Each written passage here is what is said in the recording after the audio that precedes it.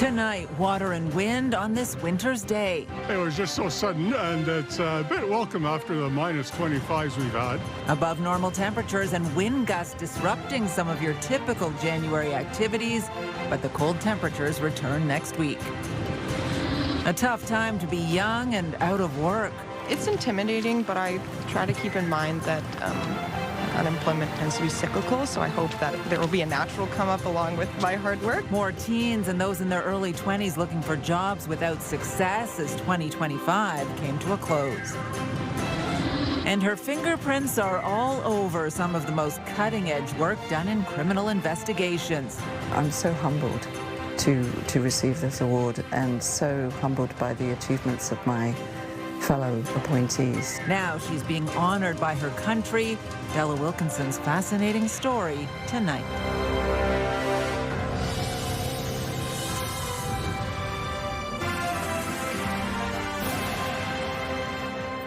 Good evening. The big melt is underway in the capital tonight. A rainy day has turned roads and sidewalks into a slushy mess, and melting snowbanks are leading to some massive puddles and slippery conditions. And this mild weather is already impacting winter activities, including, of course, the Rideau Canal Skateway. CTV's Josh Morano joins us with more tonight. Josh. Yeah, Patricia, while some tell me they're sad to see the canal close, they're sure it'll be open again soon, as these mild and rainy conditions aren't here to last. But others say it's a needed break from the usual frigid conditions. A walk along the canal pathway was not the original plan for Eric Emery on a January afternoon. We're not really winter people, but I like to ski and I like to skate on the canal. And when it's like this, it's not a lot to do other than walking, right? While Emery says he'd like to be skating, unseasonably warm temperatures and periods of rain on Friday forced the NCC to temporarily close the skateway. I think it's good that they close it right away when we get the warm weather so the ice doesn't get ruined. Last night I was out and I saw hundreds and hundreds of people skating in the evening, so that was good. People were enjoying it right to the end. Better than 2 years ago, and it didn't open at all. With temperatures in the mid to upper single digits, the NCC says the precautionary closure will preserve the ice surface and should allow it to quickly reopen. According to Environment Canada, this January thaw is not uncommon. The reason for it happening really just has to do with the jet stream and the positioning of the jet stream. So when our jet stream pushes further north, that enables the storm tracks to push up further north and bring in moisture from the south, from the U.S. It was just so sudden, and it's a bit welcome after the minus 25s we've had. I could do without the rain, though. While the system does offer reprieve from the usual winter weather, it's not here to last, with seasonal temperatures expected to return early next week. As that system moves out on Sunday morning, it's actually going to bring in that Arctic air that we're more accustomed to. So that's going to feel blustery. It's going to be another windy day, but it's going to be a cold wind as opposed to a warm wind that we're experiencing today. For Emery, he's enjoying the warmer weather, but hopefully he'll see the skateway open again soon. We'll just have to wait. I'm sure it's going to get colder again, and then the canal will be back in full operation. So I'm not worried about that. The NCC says it's monitoring the forecast in the coming days and will adjust its operations accordingly. Patricia. Of course, there was going to be someone out there in the shorts running alongside the canal. You knew that was coming. Josh, thank you for this. CTV's Josh Morano live for us tonight.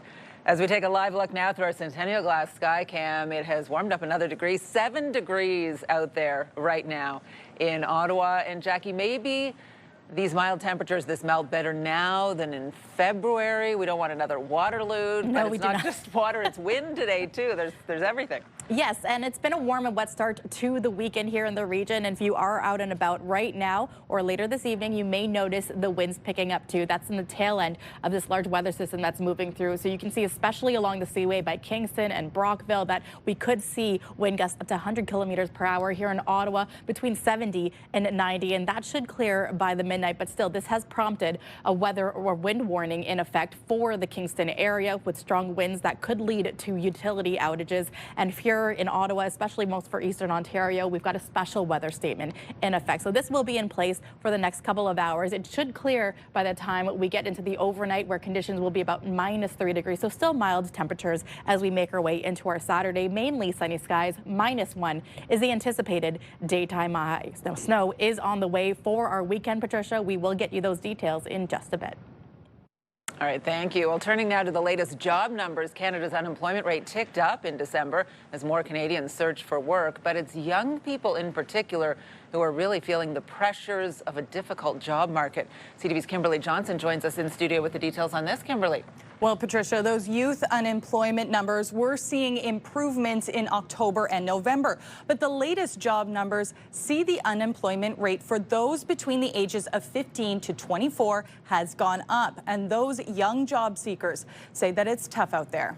I don't see myself quitting under any circumstances because I don't think that there's another job waiting around the corner right now. Israel Thomas says that she's holding on to her part-time job even as she graduates and looks for a job in her field later this year. It's a bit scary. I won't go as far as say like hopeless, but like it's intimidating. I don't know anybody who'd be willing to quit their job like if they had a bad job right now. Canada's national unemployment rate sitting at 6.8%, even as the economy added jobs. In Ottawa, that's up higher at 7.4%, up from 7.3%. I have a feeling we're like in a quiet market right now, and the only way you're going to get a job real easily is if you have a way in. If you have little to no connections, I find that it might be a little harder. There's more competition now for jobs that would traditionally be pursued by younger people. I think where the win was, and I think where the issue is with youth employment, is the fact that there were a lot more part-time jobs available in retail, but there were a lot more people chasing those jobs, right? So it wasn't just youth who usually, are one of the main sectors that go after these types of jobs. The StatsCan data shows that the youth job market is taking a strong hit, 13.3% in December, after seeing job gains in October and November. I am looking for a co-op position, and it's looking pretty scarce at the moment, so it's definitely going to be a bit of a fight for a job this summer. These Carleton University students say that they're hoping for federal government roles in their field at a time of tough competition. More stressful, a little anxiety-inducing, pretty unknown what's going to happen, so kind of just hoping for the best. It's intimidating, but I try to keep in mind that unemployment tends to be cyclical, so I hope that there will be a natural come up along with my hard work. The economy overall added 83,000 jobs in December. Statistics Canada says a boost in the number of people looking for work in December drove the unemployment rate higher at the end of the year. Patricia? Really tough for some of those people you talk to, either no job or feeling trapped in the one they have. Not ideal, for sure. All right, CTV's Kimberly Johnson live for us tonight. Thank you. Well, you can scan the QR code on the bottom of your screen to link to us online or visit ctvnewsottawa.ca. We have more details on the latest unemployment data, those numbers, and how Canada's job market is faring. Still ahead, making addiction services accessible to all, getting help out to the rural areas with a new partnership that will bring a mobile heart hub to Kemptville. That story coming up. Well, the answer to this whodunit is Della Wilkinson. And by all accounts, she did it exceptionally well. An Ottawa forensic scientist whose work shaped how fingerprint evidence is recovered and trusted in Canada. Among her numerous contributions, finding a way to lift forensic evidence from frozen buckets, evidence that helped convict Robert Pickton, one of Canada's most notorious serial killers. And now her country is demonstrating its appreciation. Wilkinson is being appointed to the Order of Canada. CTV's Caitlin Wilson joins us live now with more on this. Caitlin. Patricia, it's one of the country's highest civilian honors, and for Della Wilkinson, who immigrated to Canada 35 years ago, her career has been driven by one goal: using science to give a voice to the victims of crime. Is the technique I was talking about on skin. For Della Wilkinson, the work was never about recognition. For me, when I was at work, I was working for the victims. As a forensic scientist with the RCMP for 25 years, Wilkinson spent her career tackling one of the toughest problems in the field: how to recover reliable evidence like fingerprints from the most challenging surfaces like human skin. The materials in the fingerprint are the same as what exists on the surface of the skin, and that's what makes it really challenging. But it was challenges like that which defined her career. She became a world leader in evidence recovery from contaminated environments, working with labs in the US, Australia, and the UK. That expertise became critical after the anthrax letter attacks in the United States in 2001. And now, as a result of that work, those countries have protocols to deal with those types of exhibits. That work would later be drawn on in major criminal investigations, including one of Canada's most notorious serial killers, Robert Pickton, who was convicted of 6 counts of murder but confessed to killing 49 women, many of them Indigenous. He was killed in prison 2 years ago.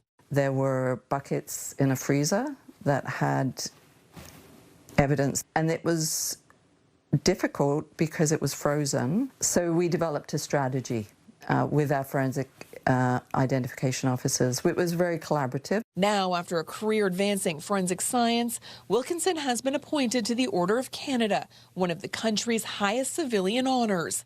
In a statement, the president of the RCMP Veterans Association says her research in the field has been shared and has benefited law agencies internationally, including the FBI. We're grateful for her abundant contributions. But Wilkinson says she couldn't have done it alone. I think it's about partnerships. I'm so humbled to receive this award. Later in her career, Wilkinson was called on to defend the use of fingerprint evidence at the Supreme Court and helped develop new techniques for recovering fingerprints when Canada transitioned from paper to polymer banknotes. Patricia? CTV's Caitlin Wilson live for us tonight. Thank you. Well, an Ottawa elementary school teacher is facing charges for allegedly possessing and distributing child sexual abuse and exploitation materials. Police arrested and charged 39-year-old Stephen Patrick Ruth yesterday. Investigators say he used the usernames Steve Ruth, Mr. Ruthio, and Mrs. Ruthio 86. He was listed on the staff directory for Blossom Park Public School. The Ottawa Carleton District School Board says he was placed on leave as soon as it was made aware of the charges. Support is now available for students and staff at the school. Well, it was a mystery that captured attention across the city. Back in 2019, hundreds of dead fish were discovered in the Ottawa River and Lièvre River, and now a company is facing a hefty fine. Environment and Climate Change Canada says the owners of chemical manufacturing plant in Gatineau deposited chemicals in the Lièvre River and pleaded guilty to 13 counts of violating the Fisheries Act. Investigators found sodium chlorite was dumped into the river 12 times in June and July of 2019. Although the chemical was not linked to the deaths of the fish, it can be harmful to fish. The company was fined $1.3 million. We are so thrilled that a fine was issued. This has been a long time in the making. I don't know how much that's going to make a dent with the company's bottom line, but I certainly know that that can be put to good use through the Environmental Damages Fund to better protect the river and care for this fish habitat. The Ottawa Riverkeeper says this was one of the biggest issues impacting the Ottawa River in the 25 years the organization has existed. Ottawa police stopped a 13-year-old who was driving a car on a busy Barhaven Road yesterday morning. Officers pulled over a vehicle that was moving slowly on Strandherd Drive and discovered the young driver was behind the wheel. Police say there were 2 other passengers about the same age in the vehicle. They told officers they were driving to get candy from a gas station. Police contacted the children's parents. Well, narrow lanes, snowbanks, and parked cars have become traffic obstacles for residents in Old Ottawa South, and buses are having trouble maneuvering on the streets, with some bus drivers forced to drive on the sidewalk to get by. The number 7 bus has 4 stops along Grove Avenue in a residential area. The street was made narrower last summer as part of a city infrastructure project. CTV's Kimberly Fowler joins us now with the details. Kimberly. Well, Patricia, while the upgrades and traffic calming measures were meant to make the streets safer, some neighbors in Old Ottawa South say walking on sidewalks feels more dangerous than ever. Nick Debrat's daily dog walk this time of year can be dicey, but says this winter things are worse. I have seen buses come up on the sidewalk, especially when there's big snowbanks or cars parked. The number 7 bus travels down Grove Avenue. Residents say recent infrastructure upgrades have made the street too narrow. I think there are also parking issues as well. Again, when there's snowbanks, then traffic has more trouble getting by. They say that's forcing buses to drive on the sidewalk, especially when there are snowbanks and parked cars. Sometimes you see the tracks on the side, like if there's snow, you will see like large tire tracks on the sidewalk. Roads in this neighborhood were wider before the city wrapped up construction last summer and installed traffic calming measures. In order to slow down traffic, they decided to widen the sidewalks but I'm just wondering if they considered how narrow the roads in the central neighborhoods are anyway. And now some drivers also get stuck behind delivery trucks. No, we can't get through. The narrowing of this section of Grove Avenue is a result of much needed construction to replace over 100-year infrastructure, including the water main underground. OC Transpo says it's aware of the challenges, saying in a statement, our team is engaged with our colleagues in other city departments to discuss options to ensure buses can operate safely and efficiently. Until then, residents are hoping something more serious doesn't happen to their neighbors. Just glad nobody was there on the sidewalk. I mean, they weren't going very fast. You can tell they're being careful, but obviously traffic shouldn't have to go on sidewalks. Area Councillor Sean Menard was not available for an on-camera interview today, but confirms enhanced snow removal will take place in the area and bus operators will be given instructions to go slow and stay on the street. Patricia. CTV's Kimberly Fowler reporting live for us tonight. Thank you. Well, a federal by-election in Toronto will need to be held in the coming months after today's resignation of Liberal MP Chrystia Freeland. The former finance minister is leaving Parliament and taking on a new role as an unpaid economic advisor for the Ukrainian government. Her departure from caucus will leave the Liberals 2 seats shy of a majority government. The University Rosedale riding is considered to be a safe one for the Liberals. Freeland has represented the constituency for more than a decade. Well, there was speculation that the U.S. Supreme Court was going to issue a key decision on the legality of some of Donald Trump's tariffs today, but that did not happen. The high-profile case is centered around whether Trump overstepped his presidential powers by using a decades-old law and declaring a national emergency to impose sweeping tariffs. The top court is expected to issue its next set of rulings on January 14th, with several major cases still pending. Well, turning now to the latest on the fatal ice shooting in Minneapolis, and a warning, the footage in this story may be disturbing. New video shows the moment immediately before the agent opened fire from the immigration enforcement officer's perspective. Get out of the mall. The video obtained by Alpha News in Minnesota shows the 37-year-old victim, Renee Good, speaking to the officer who pulled the trigger seconds later. Protests over the shooting continue as state and local officials call for a more transparent investigation.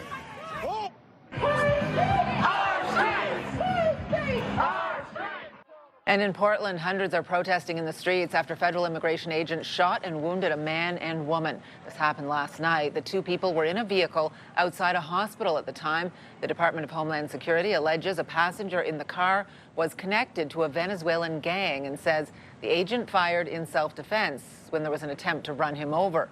There has been no independent corroboration of that. And the American military boarded another oil tanker in the Caribbean Sea today. The pre-dawn action was carried out by forces which the U.S. has built up in the region in recent months. The vessel is the 5th tanker that has been seized as part of an effort by the Trump administration to control the distribution of Venezuela's oil products globally.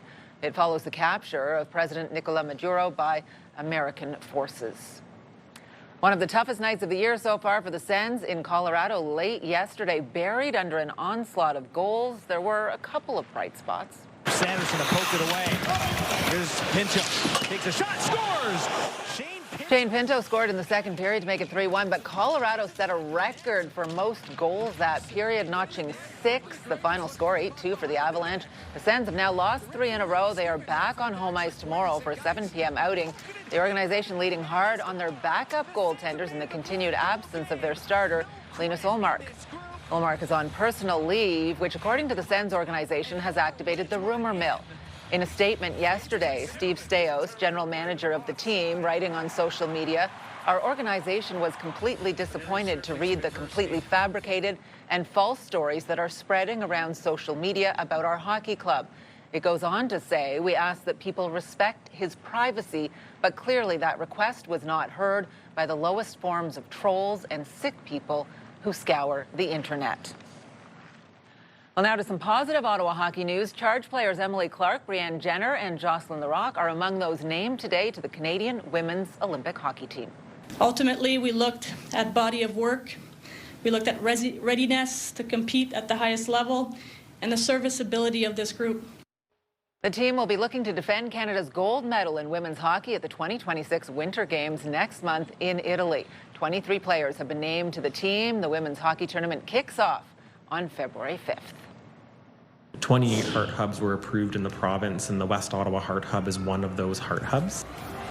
Well, just ahead, a new mobile heart hub is providing mental health services and supports to residents in Eastern Ontario. Jackie. Well, thanks so much, Patricia. Well, periods of light rain is expected to move through the region this evening, clearing by midnight. Taking a look at those overnight lows, but -3, still mild for this time of year. And tomorrow we're getting to a daytime high of -1. Here's a live look through our Centennial Glass Sky Cam, showcasing Parliament Hill. It's 7 degrees out there right now, and the wind has slightly picked up. But again, later this evening, we could see winds up to 70 to 90 kilometers per hour. Today's snow report brought to you by Calabogie Peaks. Play outside at Calabogie Peaks, the big mountain close to home. Well, here are today's snow conditions, skiing conditions, maybe slightly more rainy conditions out there. No new snow at Calabogie, but they do have all of their lifts running and a good solid 15 runs available to skiers and snowboarders, as we take a look elsewhere. 3 of 4 lifts are up at Borlage, 8 runs there, 5 of 6 lifts at Camp Fortune, and 14 runs Edelweiss with 2 lifts, 11 runs, and at Mont Cascade, 3 lifts available to skiers and snowboarders. 11 runs are open. Hey, grab your friends and have some winter fun at Calabogie Peaks. The big mountain close to home. Find out more at calabogie.com. Well, every Friday we want to put the spotlight on 3 good things happening in our city. And although the canal is closed, there are some other options for skating this weekend.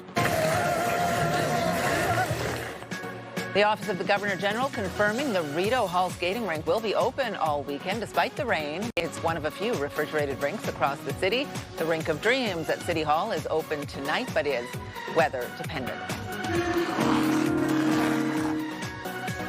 How about skating indoors? Canada's top figure skaters are competing in Gatineau this weekend for the Canadian National Skating Championships. Events are happening at the Slush Puppy Centre. The schedule includes the senior men's free skate on Saturday, the senior pair free skate on Saturday night, and the senior women's free skate, as well as senior free dance on Sunday. Well, it's the final weekend to take advantage of the Canada Strong Pass, which will come to an end for the season next Thursday, January 15th. The pass offers free or discounted admission to national museums across Ottawa and Gatineau, including the Canadian Museum of Nature, the National Gallery of Canada, and the Canada Science and Tech Museum. The pass offers free admission for children aged 17 and under, and 50% off admission for youth aged 18 to 24. Well, do you have a story for us to include in our 3 Good Things segment? Something light, happy, a community event, or notable achievement to brighten the day? Send your ideas to ottawanews@ctv.ca. Well, addiction and homelessness are not just an urban problem, which means the solution shouldn't be either. Now, a new initiative takes the services offered at the province's heart hubs and puts them close at hand for rural residents who are struggling. This week, a new mobile unit opened its doors in the parking lot of Kemptville District Hospital, and those working in the addiction sector say it will save lives. CTV's Natalie Van Roy has more. You'd never know from the outside the crucial work happening at this small, nondescript trailer. But inside this mobile heart hub, potential lifesavers, a social worker and medical staff available for those in crisis and housing support. It's quite imperative that we have these at our hospital and specifically to the community that we're serving. For a long time, these populations were being underserved. This heart hub outside the Kemptville District Hospital Monday to Friday will also help connect residents with addiction services. The heart hubs themselves are a new torrential model of care to help individuals that are seeking support for substance use and housing-related issues. Rural areas are not exempt from issues of addiction and homelessness. Experts are hoping this service fills the gap and provides an alternative to the emergency room. We see approximately 200 plus patients a year with mental health issues, including substance use issues.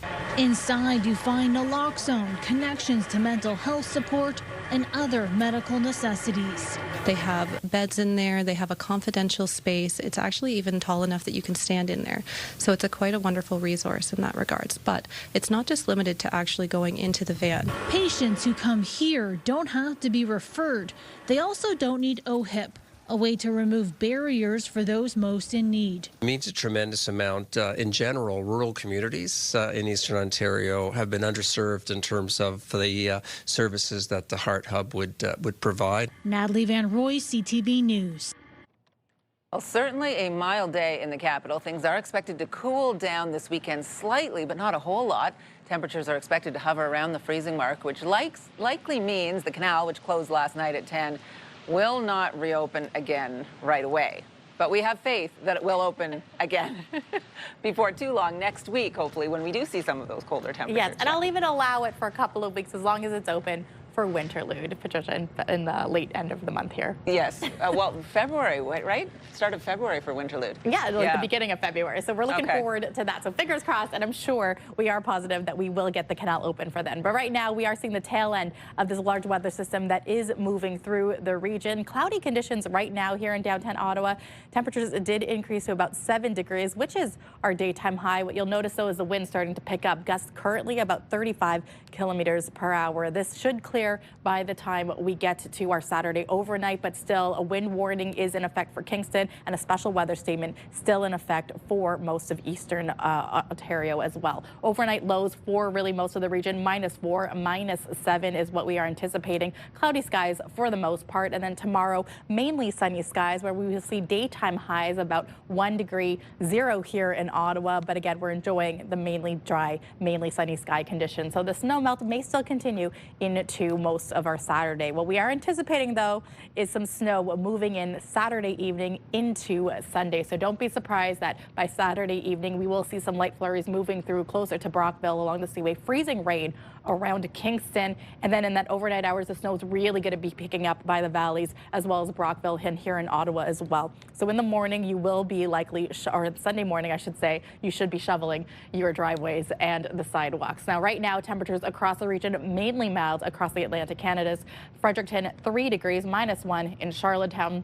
Toronto, 7 degrees right now, but they did see a daytime high of 14 degrees. So it was the hot spot for here in the country. -15, though, in Regina and Saskatoon. So much colder in the prairies. 4 degrees in Calgary. They're also getting a little bit of that warmth coming in, as well as Vancouver, daytime high about 8 degrees. Now, 7-day forecast brought to you by Davidson Hearing Aid Centers, celebrating over 80 years in family business. So it's nice to hear that our temperatures are very similar to Vancouver that we saw today, about 7-8 degrees. Temperatures are going to drop to about 0, though still manageable, above seasonal for this time of year. And then Sunday, the chance of flurries will linger into Monday, where temperatures will start to drop. So that overnight for Sunday into Monday, -13, -4 Monday for the daytime high. We will see a little bit of a break on Tuesday, -1 at the daytime high with cloudy skies. But you can see by Thursday, Friday, those temperatures are going to be dipping down to those minus double-digit temperatures, Patricia. It's up, it's down, it's all around. A little bit of everything in that forecast there, Jackie. Just going to stay home. That's it. maybe the best plan. Thank you. I think it's quite unfair to them and to my wife, who cries on a daily basis over this situation. Well, just ahead, a wild story out of Toronto. A family speaking out after a contractor demolished the wrong house. Tonight's steady job numbers mixed with a troubling trend. What's the response been when you apply for jobs? We're gonna call you. A deeper dive into which Canadian age group is being hit hardest. Later on CTV National News and watch on Crave. CTV News community and weather anchor Jackie Perez. Weeknights.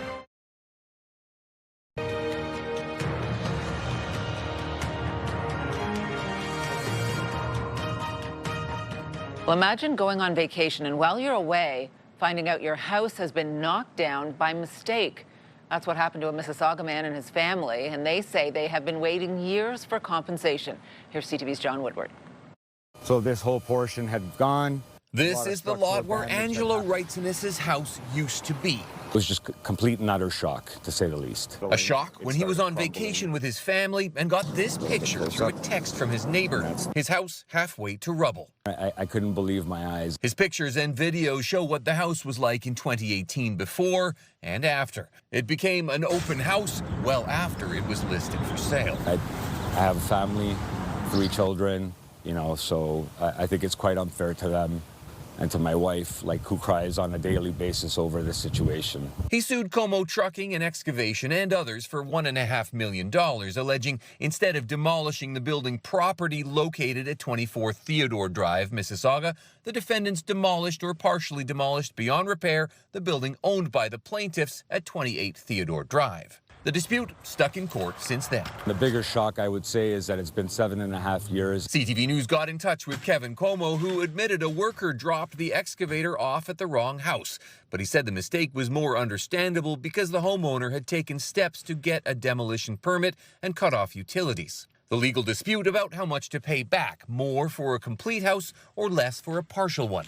The contractor's insurance company, Intact, telling CTV News, our team continues to be engaged in discussions and has made a number of attempts to reach a reasonable resolution. Wright Senior said he did think about knocking the house down and building a dream home there, but stopped because he didn't have the cash. He also didn't have his own home insurance. My wife thought I had taken care of it, and vice versa. Depending on what damages the court settles on, he might have that cash to get that dream home after all.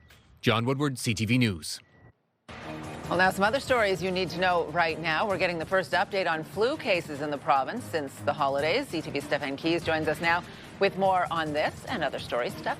Patricia, we haven't had new information on influenza cases since before the holidays, but after weeks of wondering if the holiday gatherings would have made things worse, Ontario is now sharing the numbers, and it appears cases have peaked, meaning the expectation of a downward trend in the near future. The previous update accounted for cases up to December 13th. At that time, positivity rates were around 34%, which officials consider to be very high. That figure climbed even further the following week, peaking around 36%. But officials say right now flu activity is dropping, although it still remains high, with around 1 in 4 tests coming back positive last week.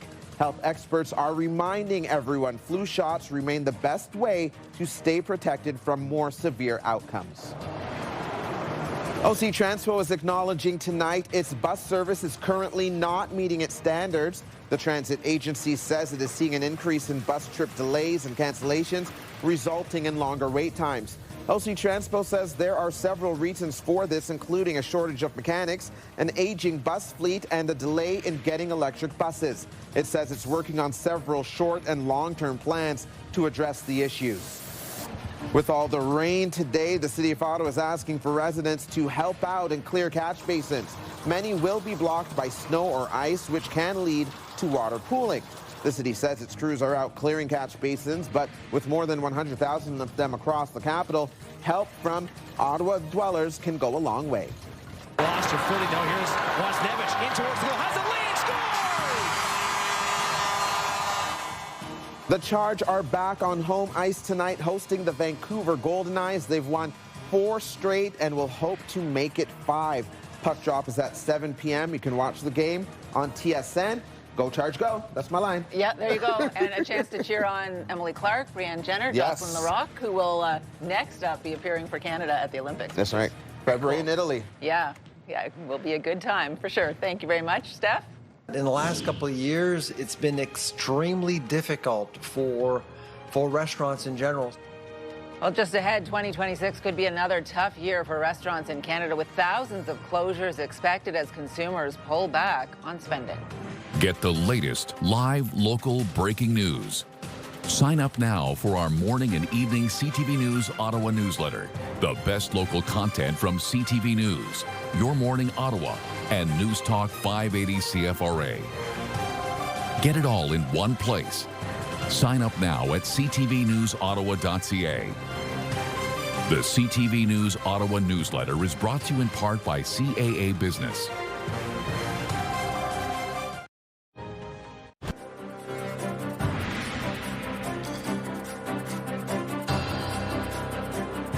Canada's restaurant industry is under stress amid inflation and rising food prices. More diners, pubs, and eateries are closing their doors while the sector rebounded after the pandemic.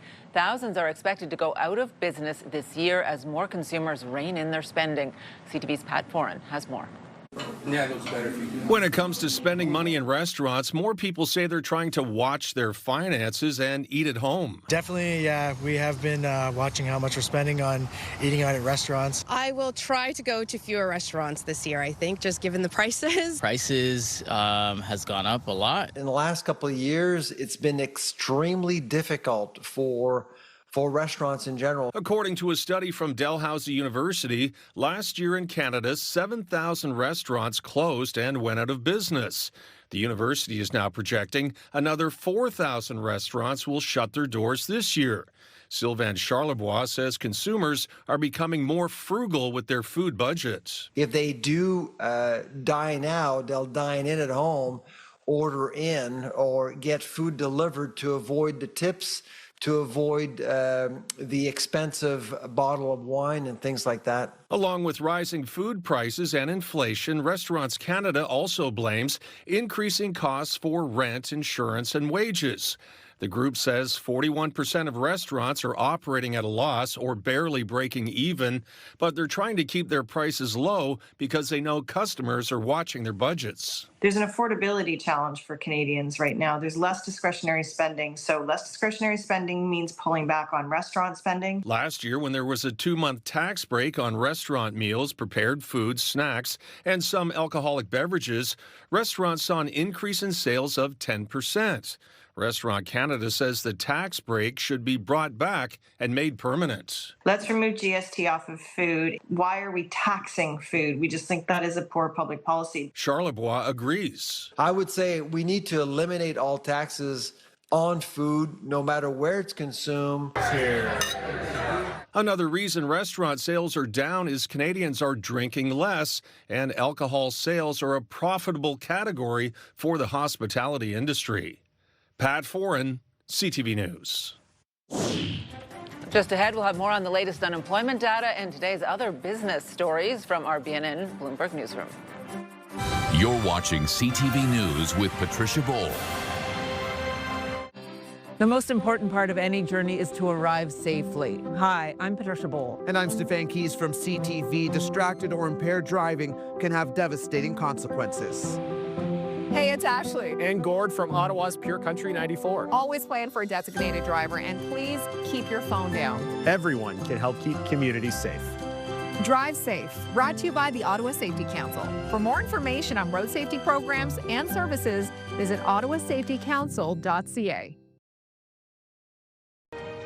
iHeartRadio Weekenders is powered by Barhaven Ford, Ottawa's newest and largest Ford store, and Eastern Ontario's Ford EV leader. Getting through January one weekend at a time. Time now to check in with our iHeartRadio Weekender, Tanea Taylor. Tanea. The 2026 Canadian National Skating Championships happening this weekend at Slush Puppy Centre in Gatineau. This is featuring close to 200 skaters in the men, women, pairs, ice dance, and synchronized skating disciplines, competing at senior and junior levels. They are vying for spots on the national team, which is so exciting. Make sure you stop by and check it out.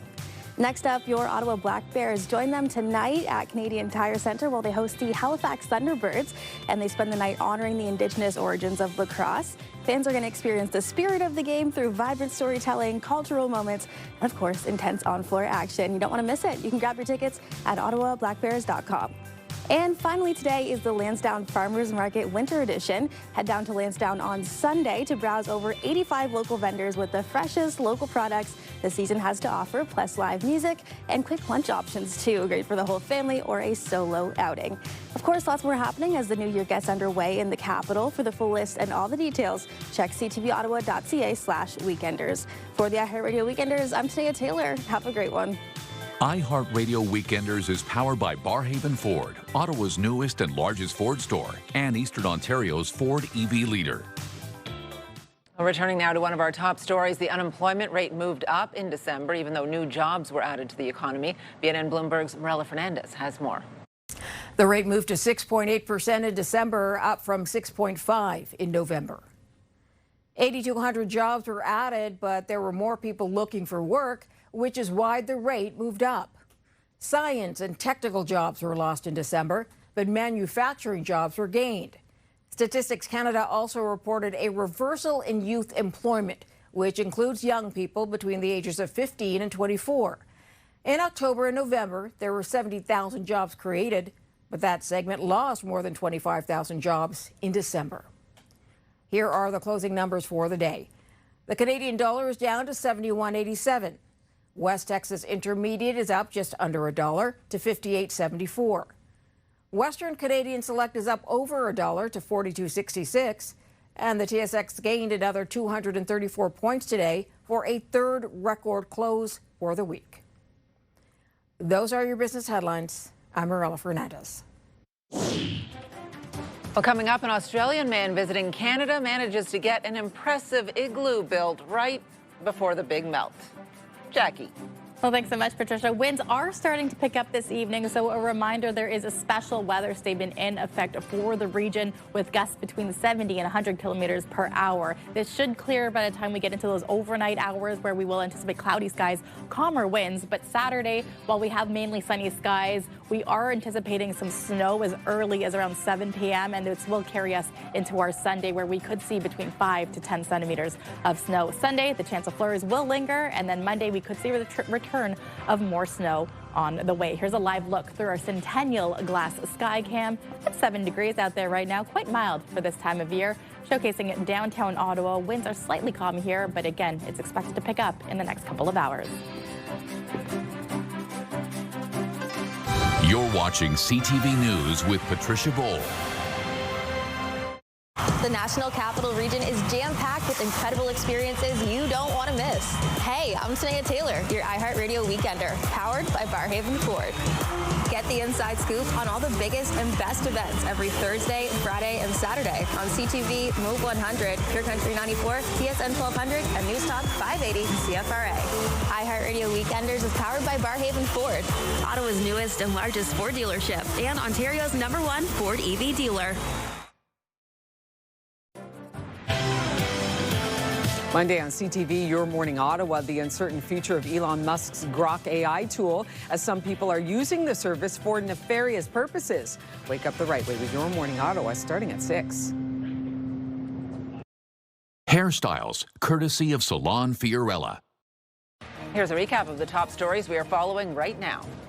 As that system moves out on Sunday morning, it's actually going to bring in that Arctic air that we're more accustomed to. Yes, we're used to the Arctic air. As temperatures climb steadily above the freezing mark, plenty of rain and melting snow putting a damper on some winter activities. I have seen buses come up on the sidewalk, especially when there's big snowbanks or cars parked.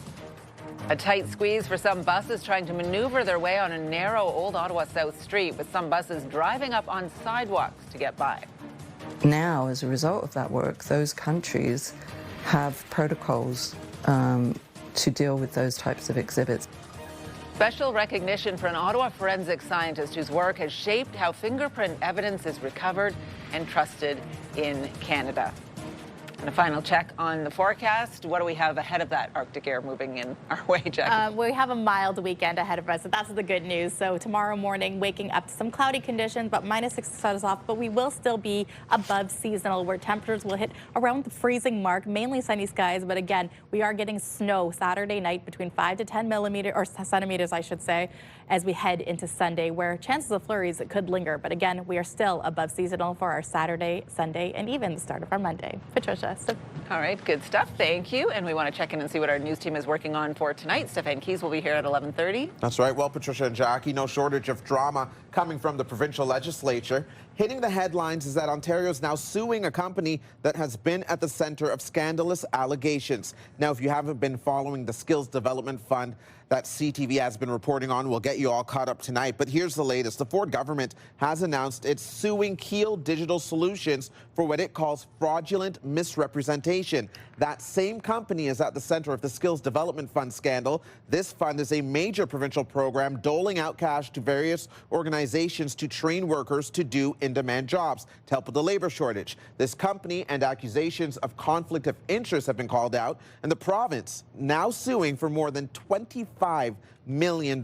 Join us for that story and more tonight at 11:30. Patricia. All right, intriguing stuff. Thank you. And finally for us tonight, an Australian man came to Eastern Ontario with a goal, wanted to build an igloo, and he accomplished it. So Kyle and his Canadian girlfriend traveled to Castleman for the holidays, wanted to make his dream a reality. He spent months researching how to build an igloo. He began on December 16th, finally finished it yesterday. Unfortunately, short-lived because of those mild temperatures. The roof did collapse yesterday afternoon. Still an impressive structure. You might have to go a little further north in Canada the next time he visits to make sure that it stays solid. But beautiful pictures. Oh, yeah, very impressive. As we leave you tonight with some of what is not so impressive, unless you really like the mild temperatures, but the wet and rainy day I can do without that the it has slush. been. I'm I'll worried take about it. this wind as I walk home tonight, these wind gusts. It's You'll going to be blow fine. me Will you be away. home before 9, 10 p.m.? It's Friday, that's when maybe it's not. the worst. Unfortunately, I've been bulking up through the holidays, so it'll probably tough to blow me away.